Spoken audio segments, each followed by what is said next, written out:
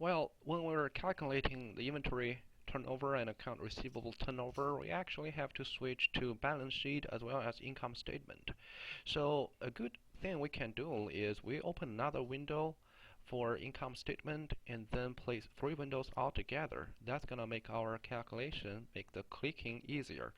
So what I do is I do new window and then I arrange it, okay, on a vertical way.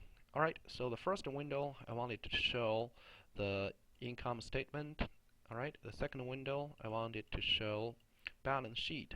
Okay, and also I can always zoom in or zoom out. Alright, so this one zoom out a little bit. And the last window I want to use it for financial ratio calculations. Okay, so now we're good. So what do we do next is to calculate times interest earned ratio. Okay, so time interest in interest earned ratio. Okay, this equals to your operating income divided by the interest. Okay, divided by interest.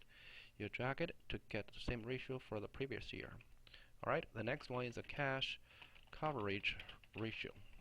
Okay, so what you do is you use, once again, operating income or EBIT plus depreciation expenses and then divided by interest. Okay. So both of these ratios measure the ability to pay back the debt obligations. Okay, so you have interest to pay, and the time interest to earn ratio basically tells you the operating income you earned, how many times is that good for paying back the debt. So certainly you want the ratios to be as high as possible to indicate higher liquid financial situation for the firm.